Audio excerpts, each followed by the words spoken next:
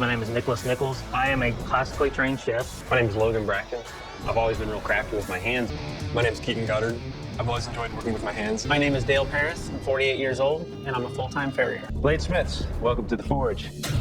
You're here to test your bladesmithing skills in 3 timed rounds of edged weapon making that will be judged by a panel of experts. These are the guys that tell us which of you is the next Forge and Fire champion. Walking out of here with a check for $10,000. So what do you say we meet them?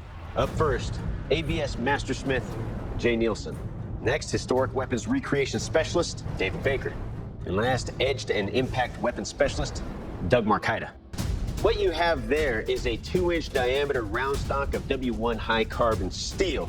Now, today we're measuring how well you guys move metal, how well you put it exactly where it needs to be. So there will be no signature blades in your signature style today. No, no. Instead, you'll be forging the last piece to a puzzle. This puzzle.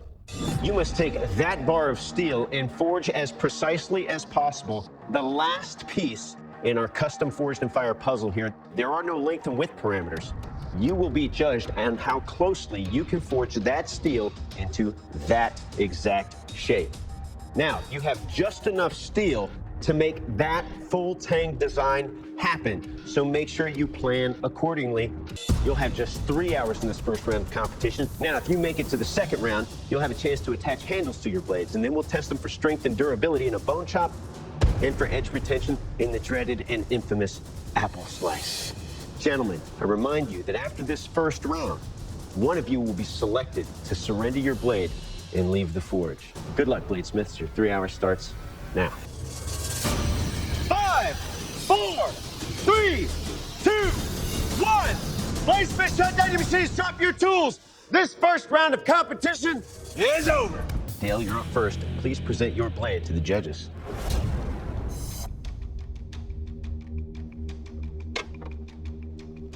Very close. All right, Dale, first off, really good job on knowing when to start over. Smartest thing you did out there.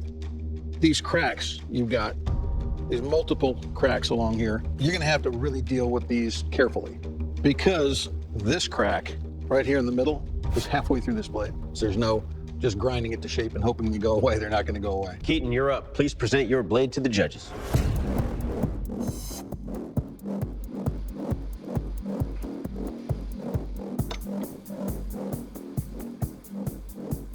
That's pretty good. It's closest. All right, Logan, let's see how your blade matches up. Please present your weapon to the judges.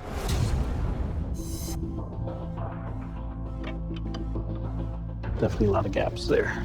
All right, Nick, you're up. Please present your blade to the judges.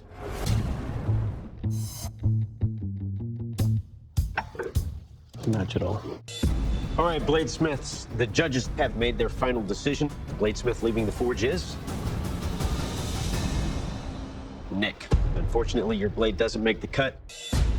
Bladesmiths, congratulations. You've made it to the second round of this competition. The additional stipulation in this round is that you must use at least 2 different types of handle material on each side of the tang for your blades to create that handle. You have just 2 hours in this round in which to finish all that work. That includes addressing the flaws and issues identified in your blades. After the time runs out in this round, your blades will be tested for strength and durability in a bone chop, and for edge retention in an apple slice. And then based on their performance in those tests and your overall craftsmanship, one of you will be selected to surrender your blade and leave the forge. Gentlemen, your 2 hour starts now. 5, 4, 3, 2, 1. Bladesmith, shut down your machines, drop your tools. This second round of competition is over. Bladesmiths, welcome to our strength test. The bone chop. Now, to test your edge holding ability and overall construction of your blades, I'm going to, with great joy and violence, beat your blades into these bones and try to get all the way through them. Now, I really don't care what your blades do to the bones, if they get through them or not. I want to see what the bones are going to do to your blades. Logan, you're up first. You ready to go? Yes, sir. Let's do it.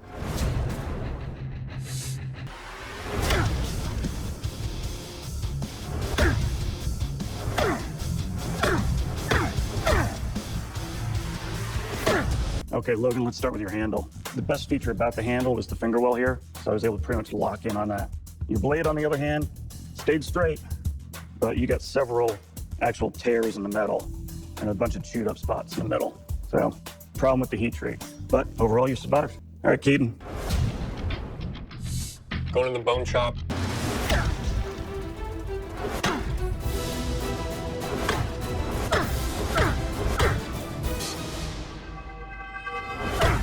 Keaton, couple things. You can see your edge rolled over. So there's an issue with the heat treat. It's got a couple chew points. The handle, you lost part of your bolster material. But overall, it stayed straight and in line. Good job. All right, Dale. I feel very confident. Got no knife now. There's that dark spot right there. You had a stress fracture in there. Dale, your blade has suffered a catastrophic failure in the first strike, and our strength testing can no longer continue with testing. Exit the forge to the right. Logan, Keaton, congratulations. You guys have made it to the final round of this competition. Now it's time to send you back to your home forges to recreate an iconic weapon from history. The Japanese Ono. The Japanese Ono was a long battle axe used by the samurai warriors during the 17th century. Measuring nearly 6 feet long, these intimidating pole axes were used to destroy barricades and smash opponents' armor.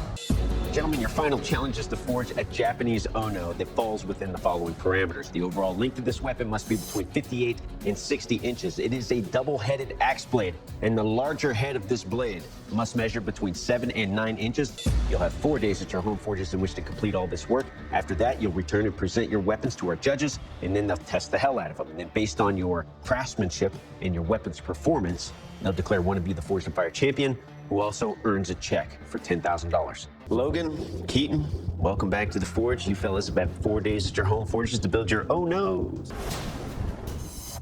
My Ono is made out of a dump truck leaf spring, 5160. The handle is made out of hickory. I put a leather wrap to strengthen the neck. It's a single pin with epoxy and a shaft. All right. Keaton, how do you compare? All my blades forged out of 80 CRV2. It is TIG welded to the steel socket and then it's attached to a hickory shaft. And then I created some bronze embellishments to go around the heart-shaped holes in the blade.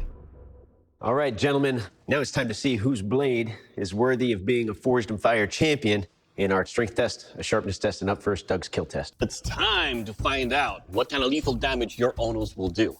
Find that out, I will take your weapon and deliver some lethal blows on this ballistics dummy. Logan, you're up first.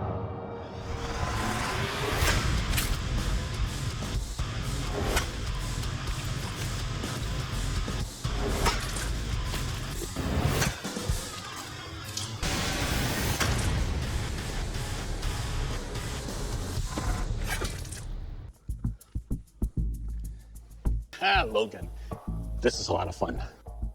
The damage that you did with your design over here, for every chop using this digs in. On the way out, it guts you.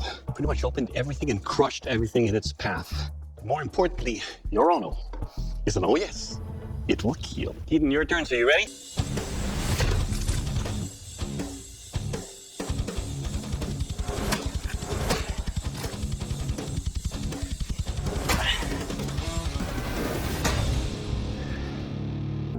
All right, team, let's talk about your Ono here. At first, when I picked it up, I was like, oh, wow, that's light. But then when I wielded it, I was like, oh, yes, this thing stayed on. It's solid. Your edges, they're sharp. And that's why it dug in very deep.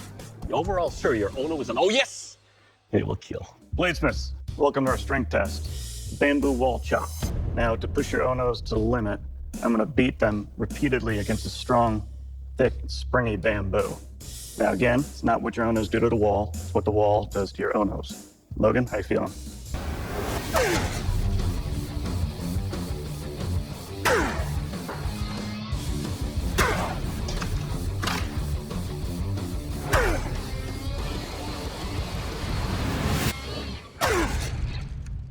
All right, Logan, good job. Your edge is still good. Everything's still tight. It's heavy. The wrap makes it a little difficult to slide down during the chop, but everything's still tight, sharp. Did a lot to that. Good job. Thank you, sir. Keaton, how you feeling? Good. Let's do it.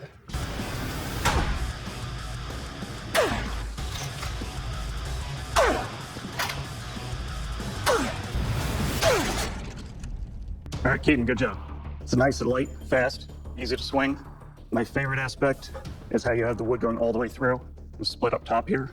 Your edges are still good. Everything's tight. Good job. All right, bladesmiths. Now it's time to find out how sharp they are. This is the sharpness test, the water tube slice. Now, unlike the strength test, this is all about what your edge does to those water tubes. Logan, you're up first.